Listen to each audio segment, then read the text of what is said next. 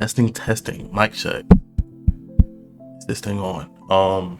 Today I want to talk to you guys about why laziness is boredom. If you can't tell, I talk nasally, so this is the voice I use. Sounds quite nerdy in contrast, and it's a little thrown off by my sinuses, so I have to go down here. So there's relatively no issues. Um, yeah, I want to talk to you guys about why laziness ties into boredom, right? For a lot of things that we do, we prefer the easy route. I mean, you see what I have in the background. I got, Superman, and I have a little water painting, correlates to me, the flow. And for this conversation, I just want to come to you guys as bigger than just like a content creator reacting. This is more of my own type of content, my own take. Part of the reason I want to develop a platform. We're gonna call this little thing we got going on Sly Speaks, and I'm just gonna come in and speak, give my take on things, and I'm not too political. Don't expect things like that. I'd rather let that be known out the gate. Right now I'm supposed to be going for a run for my active recovery. I go to the gym. As you've seen on my channel, I talk comics, anime, manga, the works. Yeah, just Gen Zer you can kind of relate to, I guess. But as a college student, there's a huge influx of freedom, and you have a lot of time to yourself, and you can do what some people did during COVID, which is like, get in shape, start getting your ducks in a row, or kind of lazing around. And I want to talk about, how to better cope with that, laziness, and also why that path isn't the right path. And, I always tell y'all, motivation is not what you need. Motivation is helpful, but it's a fleeting feeling. It's not tangible. You can feel it in the moment, but when it's gone. When opposed to clarity, understanding, that's something that never leaves your mind, because it's something that, remains even when there's slight fog. One of the most basic things we have as humans is an understanding of what is right and what is wrong. And I believe a part of that is what leads to the crash of laziness, right? Especially with social media, and that's all being interconnected. And a lot of people not understanding the concept of competition being the thief of joy. And the only person you need to compete with yourself is you, And even if you want to try to flip it and be like snarky, as some would call a smartass, and go, if it's the thief of joy, why would you even compete with yourself? Well, the concept of competing with yourself, in essence, right? Let's say it is the thief of joy, and this joy is something tangible that you can take in this analogy. If I'm stealing that from a me that I don't want to essentially exist anymore, then from my perspective, assuming, the me I want to exist is in control, my happiness almost becomes doubled, because I'm taking this happiness from a version of myself that shouldn't have it. But even in essence, that depiction of it is kind of grotesque. It's not all the way there. You slip down almost like this red pill manosphere space where now it's all aggression. Now, you can argue that aggression in some ways kind of what manhood is, but in the same token, you don't need to be, I want to tear everything to shreds to confirm you have testosterone. It's not a competition, right? But I'm sure this is something you all can relate to. You ever have an assignment you need to get done? I'm a procrastinator. I'm in college. So I'm a firm believer of, no matter what you are, you can get to wherever you want to go. I'm a procrastinator. I read manga almost all day. I play the game.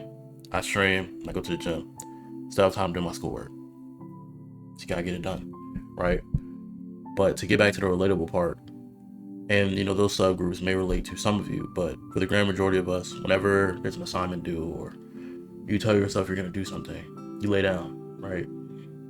Or when it's time to get up in the morning, 5 more minutes. That is an act of deceit to yourself. So in the moment, I'm good, right?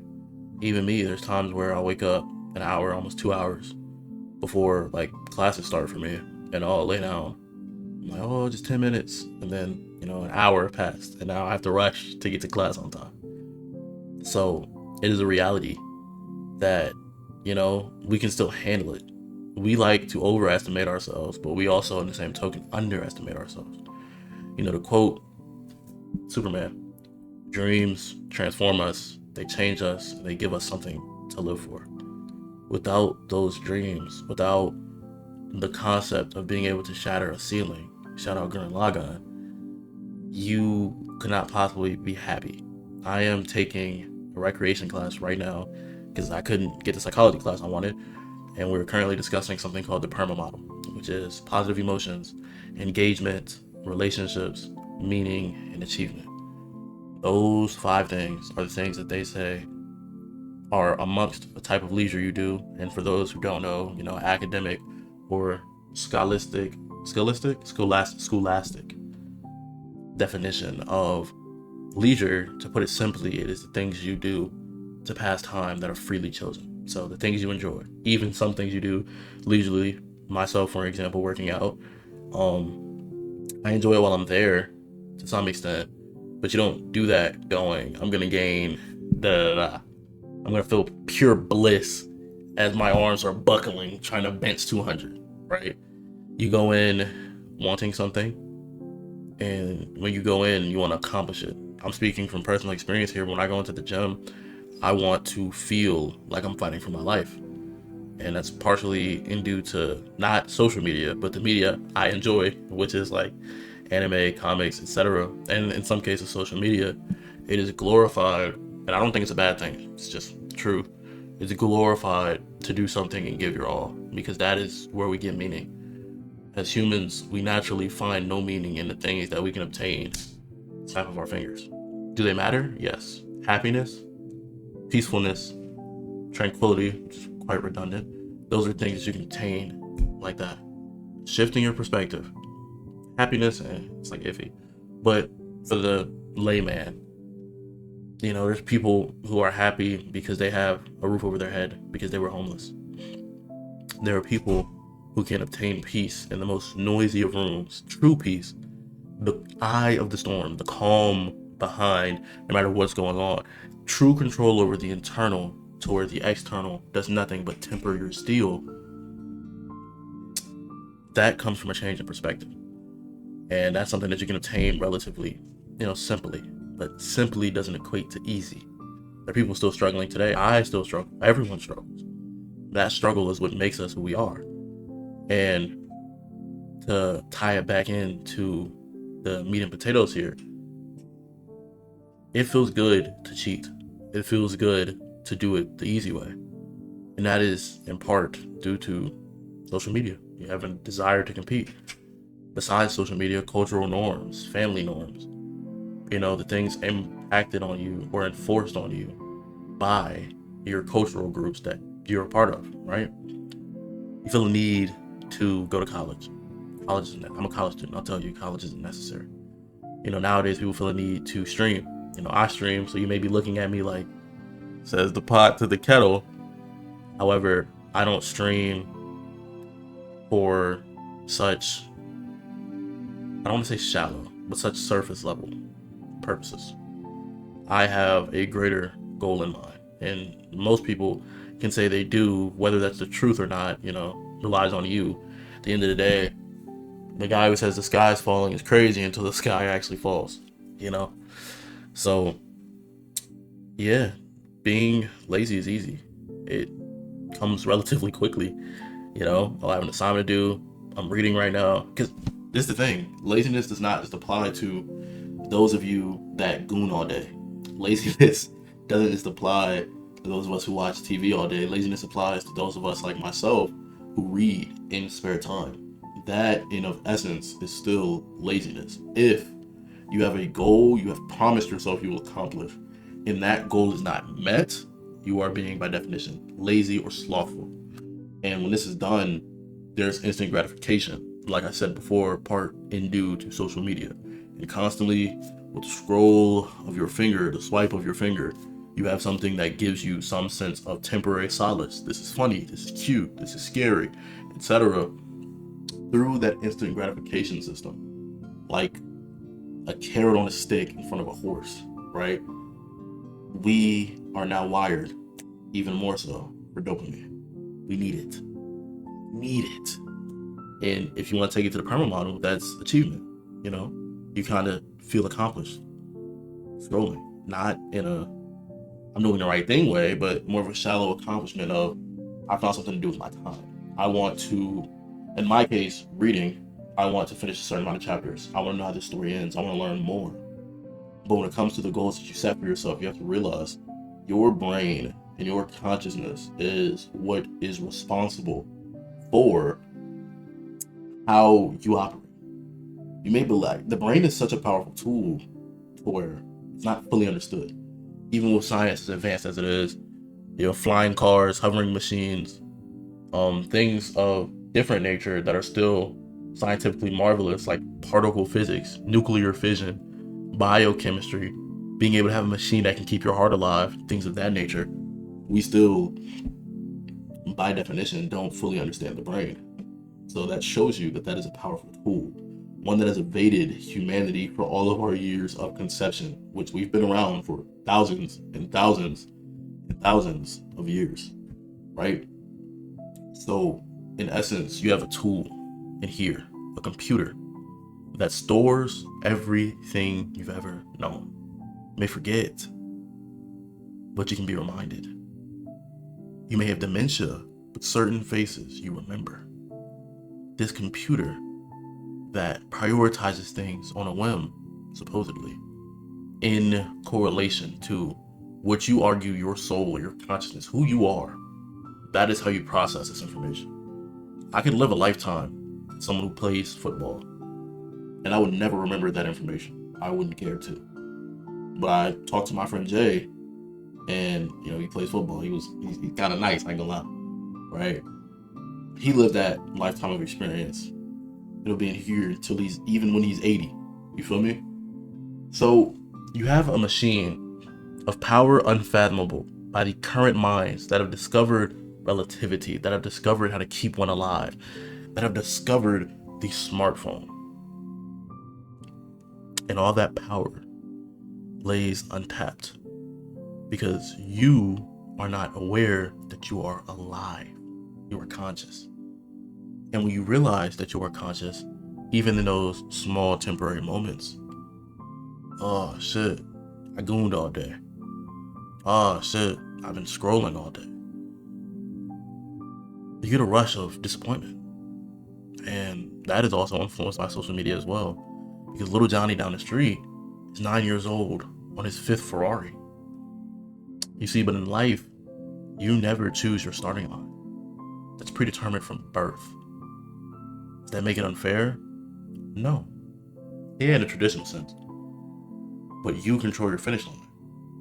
Little Timmy could be born a billionaire, but can also die at the age of 3 due to chemical imbalances, hormone imbalances, chromosome imbalances, whatever.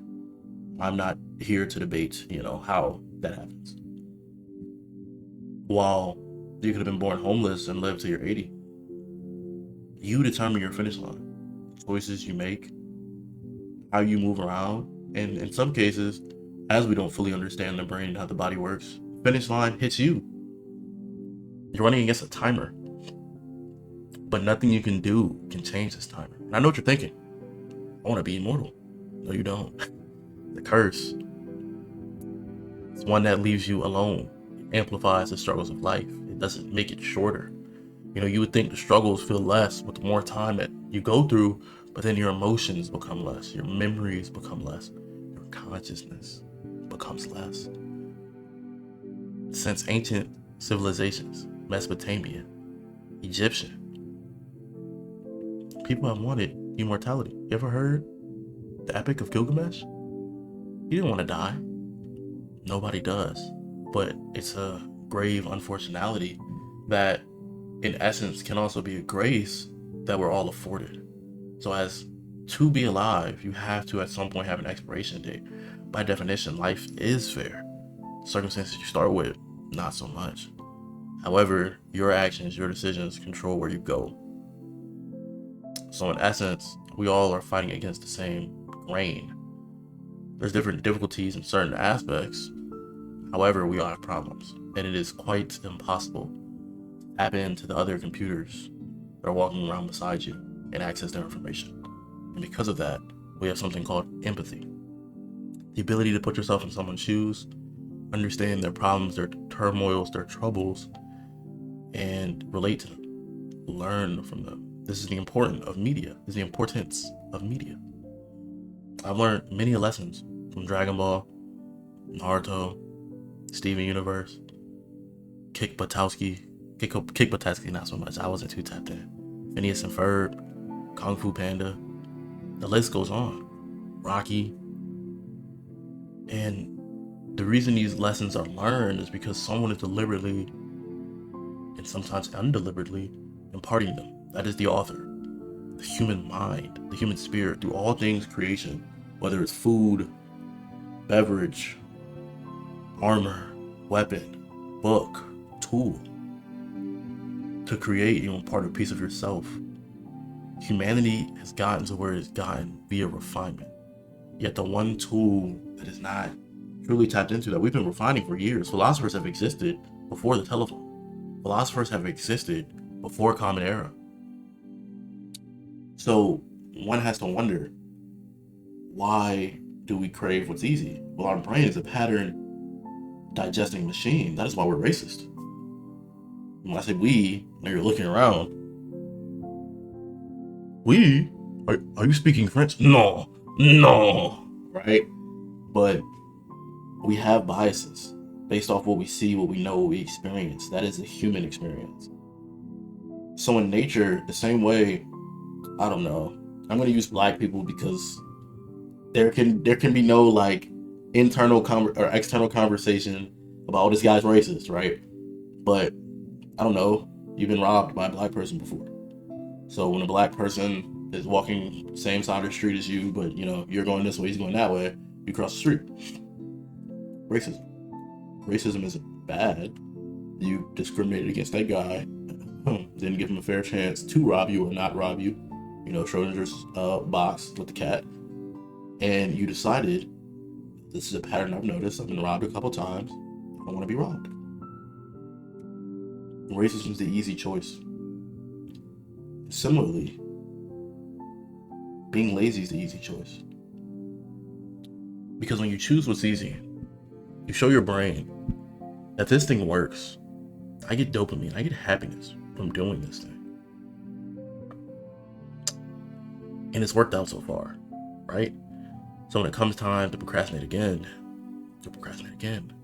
When it comes time to take the chicken out the fridge, you're not gonna take the chicken out the freezer. You're not gonna take the chicken out the freezer.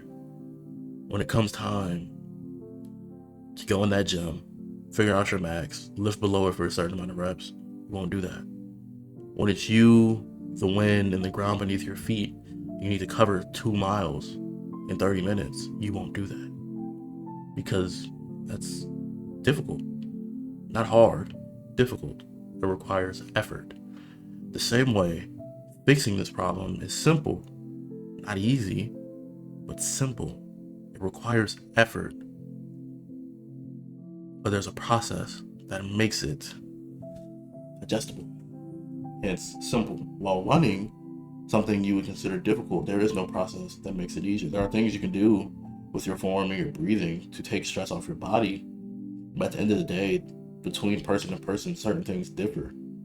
But one thing that is true is it's you in your head versus this physical adversity.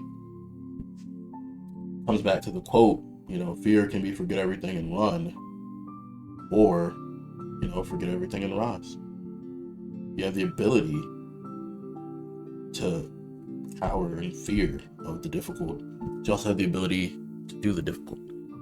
And let me give you insight on that simple way to do so. So, you've noticed when you do things that don't lead you towards your goals, you feel shallow, hollow, like you're not enough.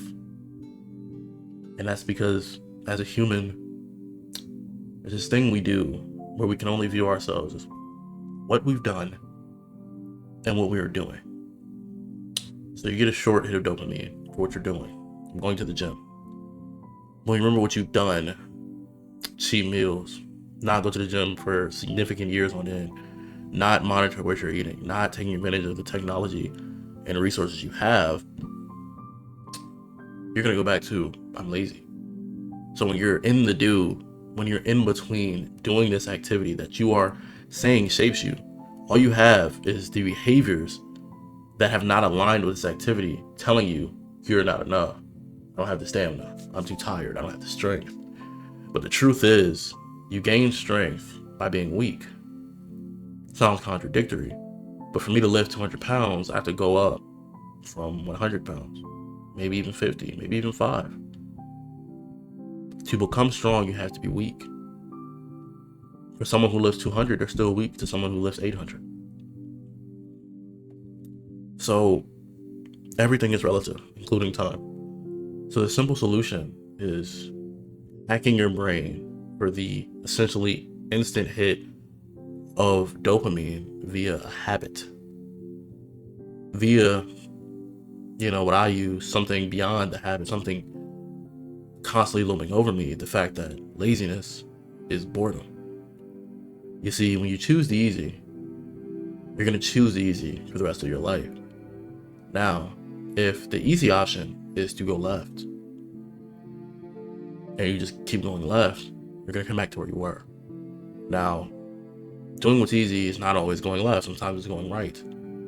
But if this thing is coded, it's patterned in a way where you take 2 lefts and you take 3 rights, then you take 5 lefts, at some point you've passed where you just were. And in the end, there's no challenge, there's no growth. So what you realize is what has been easy, you get no satisfaction from. You ever play a game you can whoop all your friends' asses in? You feel like you're on top of the world, especially if you were once rivals with these people. You mean they're still rivals, but now I could probably win a 2v1. I can win a 3v1, right? There's no more enjoyment in the game. When you switch your perspective to team battles, you can see them grow and you can coach with them and coordinate with them. It's a great feeling. Having late night talks, late night drives, it's a great feeling, right? Because in that moment, you take the easy choice and you kind of forget about it. You make your own choice. You get that gratification, that dopamine hit from doing something that is not entirely your own. So what you must realize is, as laziness leads to boredom, the easy option becomes so easy you don't want to do it anymore. You realize you need the hard option. Pause. I know we live in a society nowadays, we gotta say pause. You need the difficult option. It's too difficult, you downscale it, because even though it has a level of difficulty, there are simpler steps to it. I want to be able to run a 5K. Maybe start running 30 minutes every day. Track how far you run. Start trying to improve that distance. And over time, you'll be able to run a pretty long distance in 30 minutes. And then you upscale, and you upscale, and you evolve with each turn, like a drill. Like the very double helix that creates our DNA. You see a ceiling, you get told no, you want to say yes. Don't push this red button. I want to press the red button. Because as humans, that ceiling, whether self-imposed or externally imposed, we want to crush it. Curiosity killed the cat. But if that cat is the cat of Schrodinger's box, curiosity may have killed the cat because I lifted the box. But that same curiosity, when I lift the box, the cat can be in the box. I now have something that I didn't have before. That is the idea of evolution. When you try, there's a chance of failure. But if you don't open this box, you'll regret it for the rest of your life. Laziness is boredom. In that pure definition, that by choosing the easy option, you never open the box. You may phrase it as a tactical retreat, but it is escape from the inevitable. Because when it's time for you to hand down the baton, the person after you might choose to live easy as well, because that's what you enforced on them, indirectly, right? Because you taught them, you raised them, so to speak. But because of that double helix, they can rebel. They can choose to break that ceiling. So our revolutions have existed even in isolated ancient China. Not because there was an outer group to fight against, but because even amongst ourselves, stealing, peace, unspoken rules, we need to push the boundaries. And only once you've done that can you rein in the reins. These things that you grab that pull you along in life. I can tell you one of my longest friendships today is a man that I once fought for essentially being a dick. I fought him. And after fighting him, I realized he's not that bad of a guy. He's angry for no reason. But if that anger is put in the proper place, he can be something. I've been angry for no reason as well. Not all the time, but this is someone that I can learn from. And through helping him, I can learn how to control my anger better. Through him helping me, I can learn how to deal with that anger if it becomes uncontrollable. It comes back to, I'm going to bring up martial arts. It applies in real life. Let's just use a real life example. For something brittle, you would prefer a hammer, something blunt. But you use something blunt on something brittle, it shatters to unusable pieces. While if you use something sharp, what happens? It still shatters, right? Because you're trying to overcome something that is firm with something firm. In martial arts, they teach you that what is soft needs to be struck with something that is firm, and what is firm needs to be struck with something that is soft. Take airbags, for example. Blunt force. You going into your steering wheel at whatever speed that you're traveling. So why an airbag? Because it's something that has impulse. Bringing it to physics, it disperses this force, this blunt trauma over a certain amount of time. It is something soft to where paper beats rock. Well, if you try to use scissors, well, they're both very firm objects, but there's a lot less physical material on scissors than there is on a rock. So they will break away at each other, but eventually the rock will remain while the scissors no longer. Yet, in the same token, you need scissors to be paper. You need something firm, something with direction to get rid of this thing that is soft. In that essence, to overcome this laziness, this feel of ease, this unquenchable hunger as a man, as a human, you have to realize that you need to break that ceiling. Dread it, run from it. It is inevitable. Yeah, you know what I'm saying? I just wanted to talk to y'all about that. Randomly came on my mind. I plan on doing some long form videos such as these in the future. I don't know how much I'm gonna edit this. But we'll see, honestly. It's a toss up. But I want to come onto this platform and not just do per se commentary content, but also create.